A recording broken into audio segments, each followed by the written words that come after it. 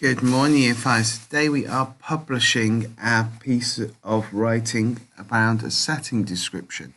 Okay, so it's really important that we know this is our showcase piece of work, our best piece of writing. So take our time, put all our effort into it. Now, please don't be afraid when you are reading your writing that if you don't think your edit is good, or you think of another idea, or you think actually I can improve that part, this is that you can still change it from your edit to your publish. Okay, I think some of you almost not copy your edit, but you think, oh, my edit's a really good piece of writing, so I'm just going to put it down. Think about all your spellings, your punctuation. So draw your punctuation caterpillar. Have you got every piece of punctuation? Obviously, apart from speech marks today, because we're not going to have inverted commas and speech marks. But any other piece you need to have in, okay? So brackets, dashes, hyphens, everything you need to have in.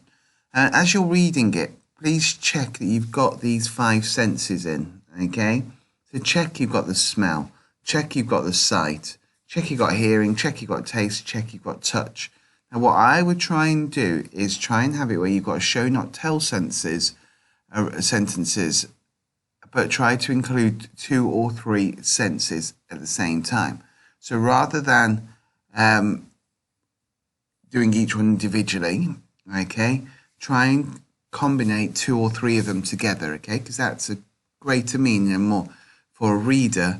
It gives them that more kind of rounded image, okay. So it's really important that we try and incorporate 2 or 3 of the senses together in using powerful words, okay? So remember, your success criteria is use parenthesis, use modal verbs, expanded noun phrases, Year 5, 6 weekly spellings, relative clauses, and then you're obviously not self-assessing your published right, but here, this is what you need to already have. So your writing needs to have the correct tense all the time. Okay, you need to have fronted adverbials. You need to have adverbs for prepositions.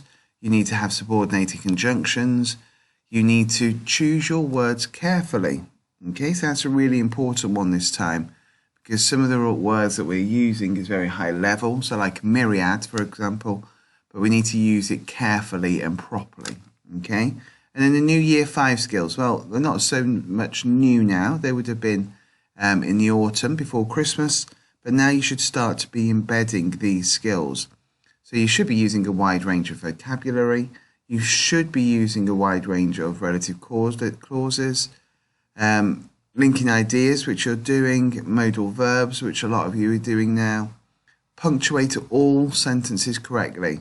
So as in Year 3, 4, it was punctuate most. It's now the word all. So every sentence has to have the correct piece of punctuation. It's really, really important that that is correct. Use brackets, dashes, commas for parentheses. A lot of you are starting to do that, and that is just a start to do that, okay? Use inverted commas within dialogue, not important today, but using commas to clarify meaning, that's really important today, okay? So you've got a lot of skills there that you need to get into your writing. So as you're reading your writing, and this is what myself and Mr. Grocott do when we're marking your writing, we're reading it, and we're always going over the skills. So have we got every single one of these? Now, a lot of the time, we will say this has to be in every paragraph or every couple of paragraphs. Okay, as we go through. If we've gone 2 paragraphs without including any modal verbs, then we have an issue. Okay, so I'm not saying we need brackets, dashes, commas in every paragraph, but try and aim for at least one of them. Okay, particularly if it's a lengthy paragraph, try and aim for at least one. Good luck. Make sure you send through your writing on Dojo, and I'm really excited to read all of your published pieces of writing.